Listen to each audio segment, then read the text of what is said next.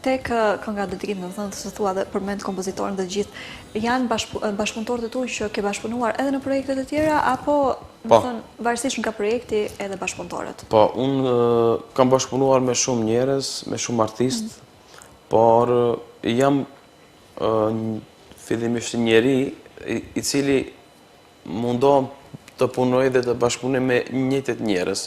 Nuk dua shumë të bëj ndryshime. Përderisa përshtatet ato gjua dhe gjithçka. Po, gjithçka, po rreth punës. Stili artistik po ashtu, pse mos vazhdohet edhe rrugtimi? Po, unë disa projekte me radh i kam të realizuara me kompozitorin e mirënjohur Ardian Kastratin, me tekstuesin Flakron Vocën, dhe i falenderoj shumë bashkëpunëtorët e mi, falenderoj jashtëzakonisht edhe bendin tim, Ahegu Band, djemtë e grupit të cilët janë të palodhshëm për çdo projekt, për çdo mbrëmje. Çfarë menduan për këngën, për Dedikimin?